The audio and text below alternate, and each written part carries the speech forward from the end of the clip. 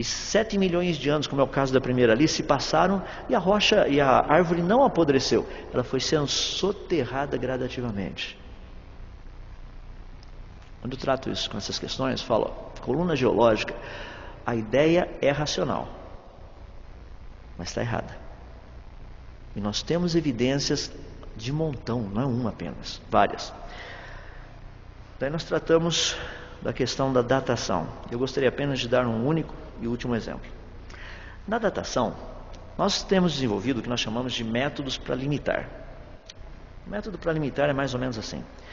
Imagina que você tem um equipamento para medir quantidade de carbono 14 num fóssil. Por exemplo, nesse meu fóssil aqui. E o mínimo de carbono 14 que você consegue detectar nesse fóssil seria um negócio mais ou menos como 0,055. Peguei esse número aí. Só que esse número de 0,055 iria equivaler a mais ou menos 65 mil anos. Então vamos pensar um pouquinho, tá? Eu tenho um equipamento, o meu equipamento me permite medir uma quantidade muito pequenininha de carbono 14. Mas essa quantidade pequenininha seria equivalente a 65 mil anos. O que acontece se eu pegasse uma rocha, tá?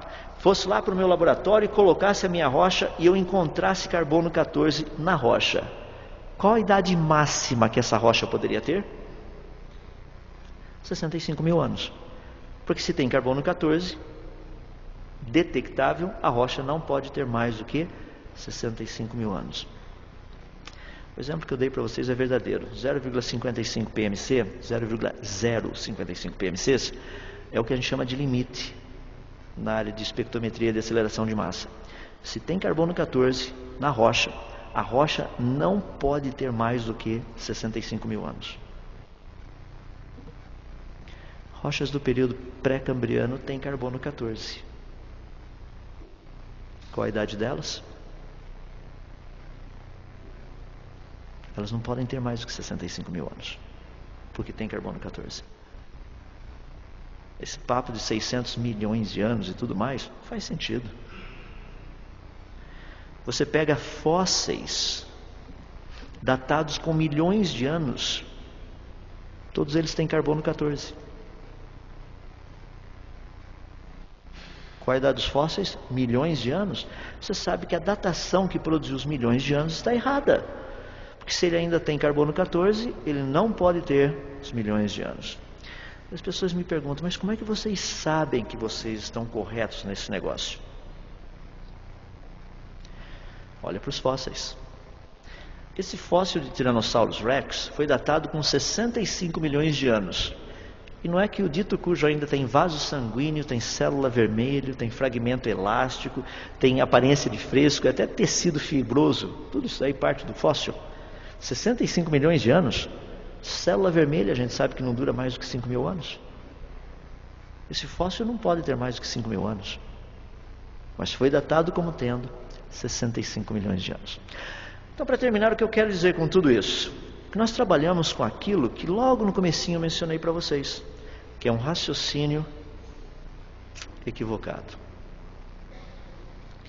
Meu exemplo predileto, muitos de vocês já conhecem, os que não conhecem vão para casa conhecendo agora. Eu sou um fã de bolo de chocolate. Gosto de bolo de chocolate. Eu acho que todo mundo gosta de bolo de chocolate. Se você chegar lá na cozinha agora e tiver um bolo de chocolate, como que você acha que esse bolo de chocolate teria aparecido? A primeira, alguém que sabe fazer bolo de chocolate fez o bolo de chocolate. Uma proposta bem simples. Tá?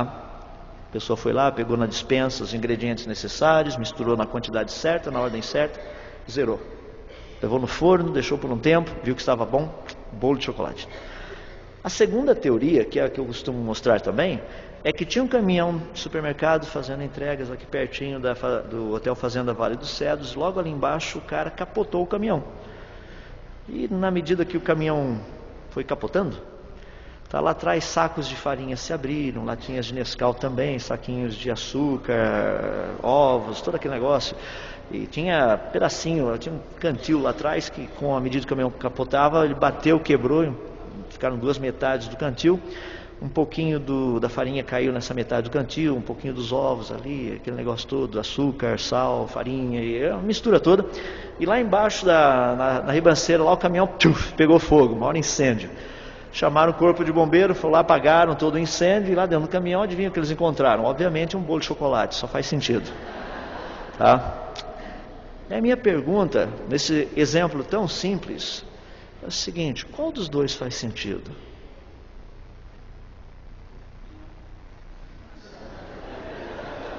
Sem dúvida.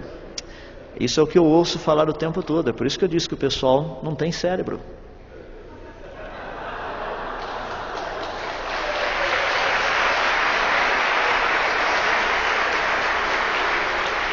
Porque há evidência.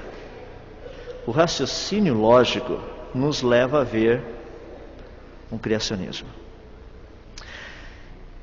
Aceitar que existe um Criador é científico. Aceitar quem é o Criador é a parte da religião. Quarta-feira vocês estão de volta na briga. Lembrem-se disso. Que aceitar que existe um Criador é perfeitamente científico. Nós, como cristãos, nosso papel principal é mostrar para as pessoas quem é o Criador. Porque nós o conhecemos pessoalmente. Isso é que faz toda a diferença. Não fiquem desanimados com a briga. Pelo contrário, a briga é boa. E vale a pena a gente brigar com esse pessoal. Brigar no sentido de podermos mostrar a verdade. Para aqueles que andam no Espírito, o Espírito há de nos conduzir a toda a verdade. Na teologia, na ciência, todas as áreas. Vamos orar.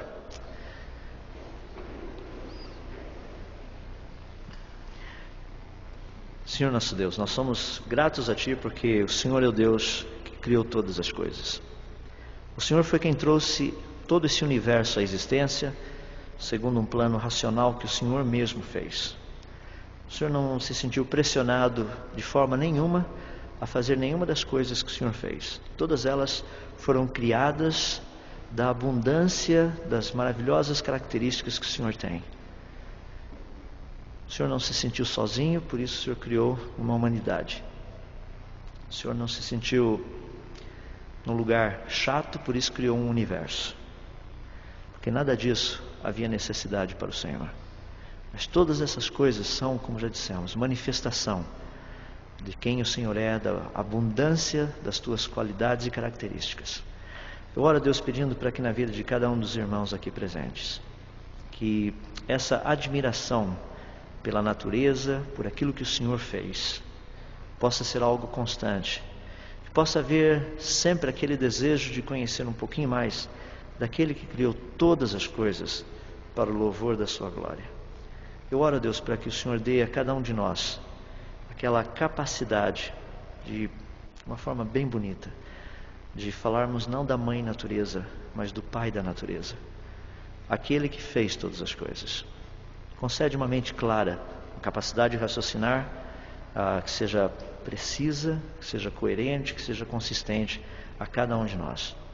Nós pedimos isso porque nós sabemos que a Tua Palavra nos exorta a isso, a termos a mente de Cristo. Foi Ele quem criou todas as coisas, foi Ele quem fez tudo isso, e tudo isso existe para o louvor dEle. Portanto, nós pedimos, ajuda-nos nessas coisas. Se nós pedimos e oramos humildemente, no nome de Jesus.